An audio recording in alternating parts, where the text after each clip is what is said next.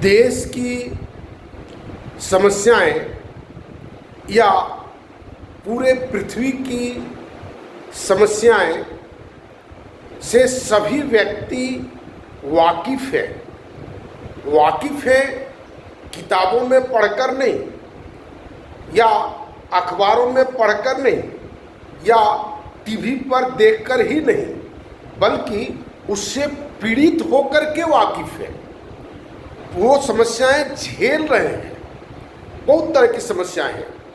कितनी तरह की समस्याएं को गिनाया जाए और कितना दिनों तक गिनाया जाए, लेकिन उन समस्याओं के समाधान के लिए लोग अपने आप को तैयार नहीं कर पाते हैं कि हम उन समस्याओं के अगेंस्ट में खड़े होंगे।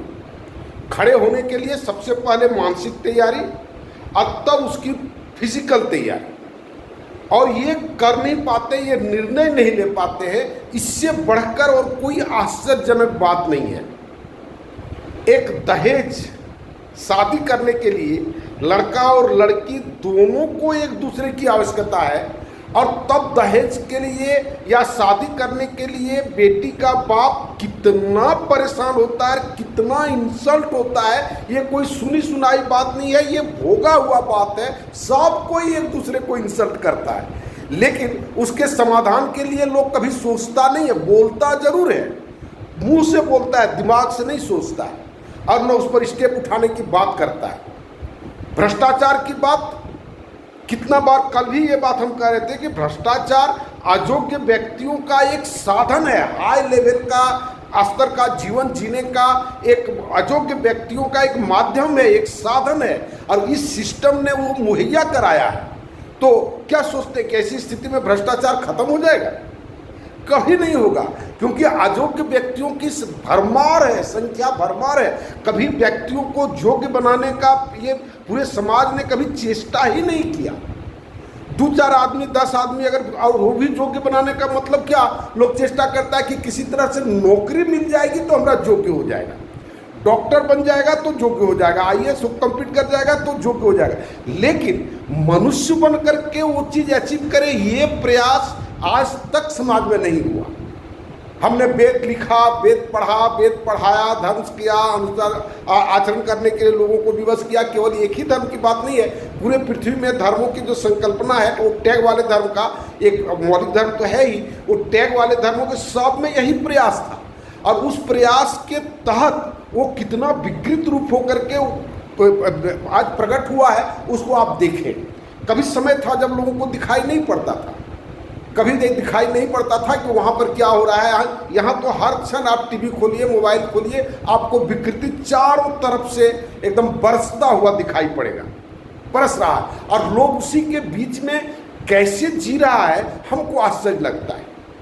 दूसरी बात, तीसरी बात, जो विकृतियाँ हैं, इन विकृतियों के लिए लोगों के ये इच्छा होती है, सामान्य लोगों की इच्छा होती है कि कोई इसके लिए संघर्ष कर दे, और जब व्यवस्थित हो जाएगा समाज तो हम जाएंगे, उसका फल फूल तोड़ तोड़ करके खाएंगे। हम अपना बेटा को कंधा पर उठाएंगे, तोड़ो बाबू आम तोड़ो, ये अमरूद तोड़ो, ये जामुन तोड़ो, हम बैठ करके खाएंगे। लेकिन वो आम रोपने का जो संघर्ष है, वो जामुन पेड़ रोपने का जो संघर्ष है, उसको बचाने का जो संघर्ष है, वो संघर्ष करने के लिए किसी में कैलिबर नहीं है। बहुत कम लोगों में कैलिबर है। ये कैलिबर क्यों नहीं है, ये सबसे आश्चर्यजनक बात है। हम चाहते हैं सब कुछ, और उसके लिए संघर्ष हम कुछ भी नहीं करना चाहते। ऐसी मानसिकता क्यों पैदा हुआ है? ये कभी ऐसी मानसिकता नहीं थी। हम लोग किसान परिवार से रहते थे। हम लोग सीधा सीधी मेहनत करने पर विश्वास करते हैं। मेहनत करेंगे, हमको मकई की जरूरत है तो मकई खेत में जाएंगे, उसको जोतेंगे, उसको बोएंगे, उसका रखवाली करेंगे, और तब जाकर के मकई। और एक पर ऐसा है कि हम पैसा देंगे और मकई खा लेंगे।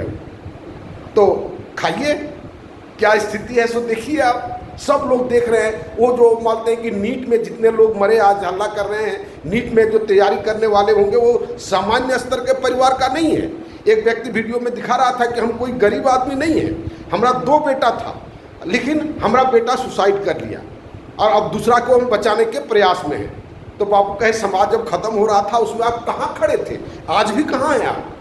आप जुलूस में गए हैं, आपको जब व्यक्तिगत रूप से क्षति हुई है उसके प्रति वो भी कुछ दिन तक कीजिएगा, वो 12 दिन तक हमारे यहाँ भी सिस्टम है।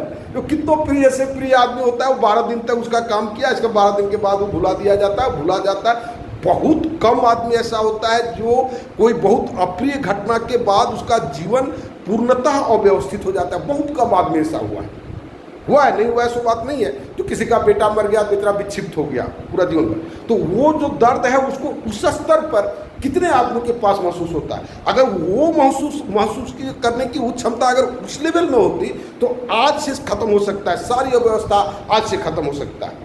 उसको लोग रेशनलाइज कर देता है ईश्वर के नाम पर, भाग्य के नाम पर। बहुत तरह का तर्क है। जो ये जो विद्रोह या ये जो समाज को व्यवस्थित कर, उसके लिए जो मैंने शॉक एब्जॉर्वर है, बहुत सारा फैक्टर्स है शॉक एब्जॉर्व करने के लिए। और उस शॉक एब्जॉर्वर के कारण हिचकोले खा खा करके हम लोग जिए चले जा रहे हैं। वो शॉक एब्जॉर्वर उसका काम करता है। वो कल भी हम बताए कि एक सेफ्टी बल्ब लगा हुआ है और उस सेफ्टी बल्ब को बीच बीच में रिलीज किया जाता है और उसको खाने पकाने वाले वो मस्ती से खा रहे हैं, पका रहे हैं। और इन सारी बातों को ध्यान में रखते हुए हमने माई न्यू सोशल सिस्टम दिया है और उसको आप देखिए, रोज ये बात कहते हैं और उस पर मनन कीजिए और अपना हिस्सेदारी निभाने का प्रयास कीजिए और जितना जल्दी हो मेरे साथ जुट करके इस कार्य को प्रारंभ करने में मदद करें। धन्यवाद।